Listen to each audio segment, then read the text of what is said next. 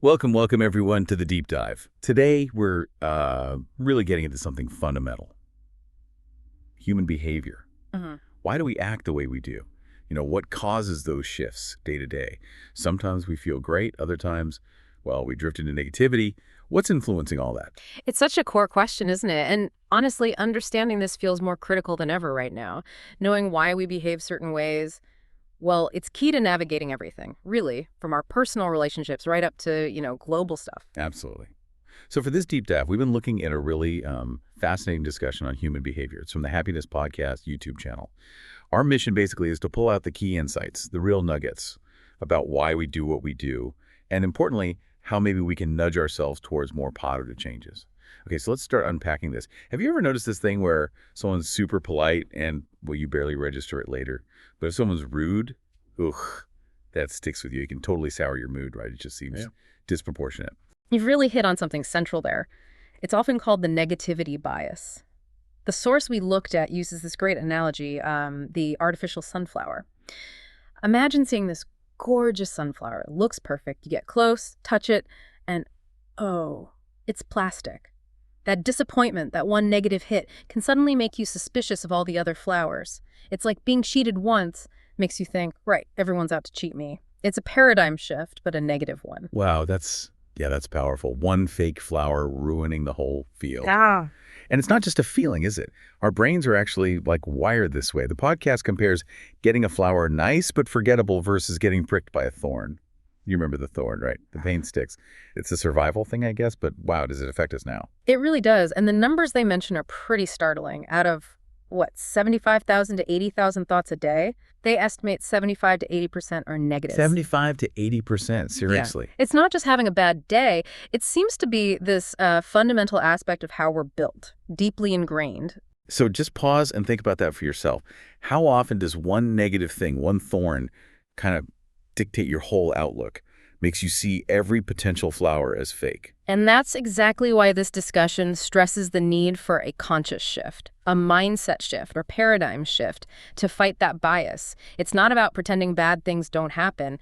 It's about actively retraining your focus. Things like meditation, consciously focusing on positive thoughts, even just, researching things, exploring more, broadening your perspective. Broadening your perspective. Okay, Yeah. That sounds good, but what does it actually look like in day-to-day life? Can you give us a concrete example? Yeah, the podcast had a really good one. It's this anecdote about a chachi-ji, like an auntie figure. Apparently, if a goat wanders into her house, she just loses it, starts shouting, gets incredibly upset. The source calls this a limited mindset. Now, contrast that with this other figure, an independent lady, someone who runs universities' businesses. If a goat wanders into her house, she just calmly offers it some food, says, okay, let's get it out, and moves on. No drama. Her mind, her internal capacity isn't thrown off by that small thing. It's broader. That's the difference. That's a fantastic contrast. Wow. And it makes me think, what happens when we don't cultivate that broader capacity? We see trends, right? Especially maybe in younger people. More irritation, anxiety, depression, even conflicts with parents seem more common. Is there a link? Oh, definitely. A big factor seems to be this tendency towards being reserved, preserved, isolated, not having what the source calls a welcoming nature. A welcoming nature. What does that mean exactly? It means being genuinely open, ready to accept things, even differing views. Like, say you're dead set on a love marriage because your friends did it, but your dad suggests arranged marriage. A welcoming nature doesn't mean agreeing, but at least hearing him out, considering his view, instead of just shutting down immediately. Or being willing to, say, visit a mosque or a temple, even if it's not your faith, just understand. Being open. Okay, so it's about openness to different ideas, different experiences, stepping outside your bubble. And why are people becoming more reserved then? What's the block? Well, often it boils down to fear. Plain and simple. Fear of being hurt, fear of being cheated. So you isolate yourself. It feels safer. That makes sense. Yeah. A defense mechanism. So for you listening, maybe think, how welcoming are you really? How open to things that challenge your comfort zone? And that fear of past hurts, connects directly to the next point. The source brings up this concept. If there is risk, There is risk. Risk meaning like income, opportunity, sustenance. The idea is you have to embrace some risk to grow. So you got cheated in a relationship once, okay, that hurts terribly. But it shouldn't mean you never trust again. You learn, you adapt, you continue. Same with business. You fail. You don't just stop. You adjust and try again. Don't let one failure shut down your future. It sounds simple, don't let setbacks define you. But doing it, that takes real strength, real resilience. The podcast actually gave some pretty big examples, didn't it? It did, yeah. Contrasting people like Vijay Mallya or Nirav Modi, who, fled India after things went south, Right. with figures like Mukesh Ambani, Adani, Ratan Tata. They faced huge challenges too, but they stayed. They kept operating, kept taking calculated risks. They adapted within the system. That choice to stay and keep going, that's key. That is a stark difference. Persistence versus, well, flight. But how do we build that kind of internal strength, especially with everyone shouting opinions, telling you what you should do? How do you resist that pressure? Oh, another great analogy from the source for this one. Think of your mind like a helium balloon. Let it go, and whoosh! It flies everywhere, left, right, up, down, just pushed around by every little breeze, every voice. Oh, he says I should do this. Okay, wait, she says that. Maybe I should do that.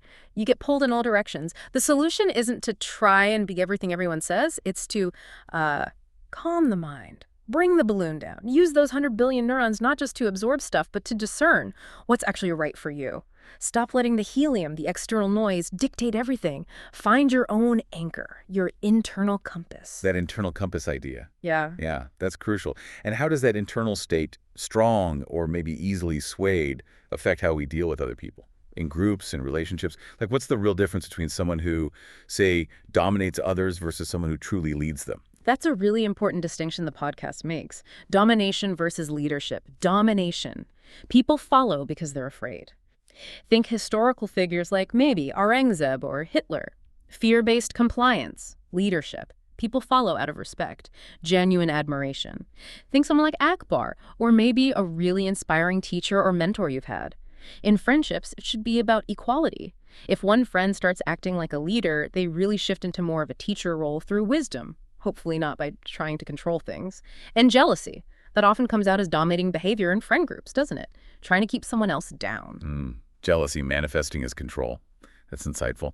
Does this apply more broadly to, like, how we perceive people from different backgrounds or jobs? Sometimes we label people, right? Oh, they're stuck up or whatever. Yeah, a couple things are going on there. First, often it's just about time, or perceived time. Someone like a roadside vendor might seem more down to earth because, frankly, they might have more moments to chat between customers, whereas a busy office worker rushing between meetings might seem abrupt or like they have an ego, but maybe it's just they literally don't have a spare second. It's availability, not attitude. And then there's money. The source calls money an ego filler. An ego filler. Yeah. Success, especially financial success, can easily inflate the ego, lead to arrogance. The real trick, if you want lasting success, is not letting it go to your head. We see it with online influencers, right? Some shoot up, get huge egos, and then just disappear. They couldn't handle the ego filling. That's so true. Which brings us to maybe the most complex area where all this plays out. Yeah. Family, Oh, yeah. parenting, relationships. The source gets into some pretty tough, uncomfortable stuff here. It really does. And it doesn't shy away from complexity. It acknowledges, okay, if a son is neglecting his mother, maybe it is his own reserved, underdeveloped mindset. But it also says sometimes the mother's behavior contributes. Maybe she's constantly interfering, even like the example given, encouraging him to harm his wife.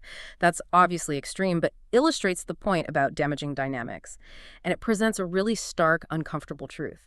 Some people, it suggests, raise kids looking towards future support because they will grow up, but they might neglect aging parents because they will die, especially if there's no obvious profit, like a pension, involved. Wow, that's harsh.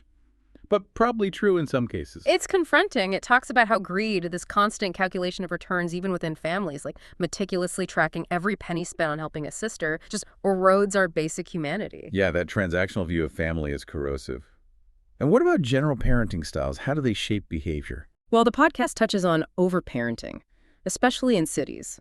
The example of 18-year-olds still having parents wait at the school gates. This can lead to kids becoming more reserved, less active, less independent. It contrasts that with village kids who often seem more self-reliant and active. Constantly shielding kids, never letting them figure things out or take small risks, can actually hold back their development, contributing to that reserved nature we talked about. These family dynamics are just incredibly layered. Definitely something for all of us to reflect on in our own lives, our own circles. Okay, let's pivot slightly to the modern world, the digital age. There's this weird paradox, isn't there, between online life and real-life courage. And safety concerns, too. Huge topic. And yes, the source acknowledges society isn't always safe. It mentions horrific cases like Nirupaya, Dr. Priyanka Reddy. Those are real tragedies. But the crucial point made is that this fear, while valid, shouldn't become a total block. It shouldn't stop people, especially girls, from living, from going out. Otherwise, we risk creating a society that's overly restricted, maybe even more male-dominated, because fear keeps people indoors. And the paradox you mentioned is spot on. People can be so loud, so opinionated online. On social media, everyone's got something to say. But then face-to-face, in public, often that courage disappears. It's much harder to speak up or act. It's so true. Why is that? What's the barrier between online boldness and real-world action?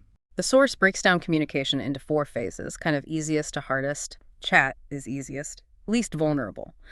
But, it argues, it's often the worst for real connection, can actually increase isolation, then call, then video, and finally, front, face-to-face. That's the hardest, requires the most courage, but it's where real interaction happens. Think about it. Easy to type "I love you" in a chat. Much harder to say it to someone's face, see their immediate, unfiltered reaction. And the mobile phone. It shifted from just being a tool to almost being a partner for many people. That's why you see that disturbing thing. An accident happens, and the first instinct for some is to film it for social media, not to actually help. The device, the online projection, becomes more important than the immediate human need. It's a significant behavioral shift. That's a really sobering thought about our priorities. Definitely makes you think about your own balance, right? Yeah. Online versus real, meaningful engagement. And that brings us, really, to the core of it all. After exploring all these different facets, the negativity, the fear, the relationships, the digital world, what's the key to developing genuinely good human behavior, to navigating all this complexity? It boils down to one thing: empathy. The source frames it as needing to explore and understand, actively trying to grasp the culture, the region, the religion, the mindset, the psyche, the situation of everyone else, not just people like you. Everyone. Explore and understand everyone's situation. Exactly. There's this beautiful, simple closing analogy they use about interacting with a cobbler. 2 types of people. One person might just keep their shoe up on the little iron stand, bark orders. Polish my shoe, hurry up. Rude, demanding. The other person, they take their shoe off gently. They might even slip on the cobbler's own worn-out slippers while they wait. They ask respectfully, "Uncle, could you please polish this?" What's the difference? It's empathy. It's the ability to think on the same level as the cobbler, to see their humanity, respect their work, understand their context. That's incredibly powerful. Seeing the shared humanity, regardless of role or status. Precisely. When you cultivate that ability, that capacity to really try and think and feel from another person's perspective, to step into their shoes, sometimes literally, it just naturally leads to connecting with people, to loving people, all people. That ultimately is the foundation. What a journey today. We started looking at that deep-seated negativity bias, how one bad experience can just hijack our whole view. Then we talked about fighting back with a broader mindset, moving from being closed off by fear to being more welcoming, more open, and the courage that it takes to risk engaging again, even after being hurt, not letting the past dictate everything. And we dove into relationships, leadership versus domination, how we perceive others based on things like time or money, those tricky family dynamics, the impact of parenting styles. We even touched on the digital world, that strange gap between online bravado and real-world connection, how our devices are changing us. And it all led back to this fundamental idea, empathy. That active effort to explore and understand others, to think on the same level. That's the real pathway to better behavior, isn't it? That's absolutely it. Real change isn't about just forcing yourself to act differently on the surface. It starts inside. It's about challenging those negative patterns, choosing openness over fear, choosing connection, using those amazing brains we have to quiet the noise and genuinely try to understand each other. So here's a final thought for you to maybe mull over this week. Think about one area in your life where maybe a past negative experience, a thorn, is still kind of running the show, influencing how you act or react. What's one small risk, just one tiny step you could take this week to challenge that pattern? to approach a situation or maybe a person with a bit more of that welcoming, empathetic, broadened perspective we talked about.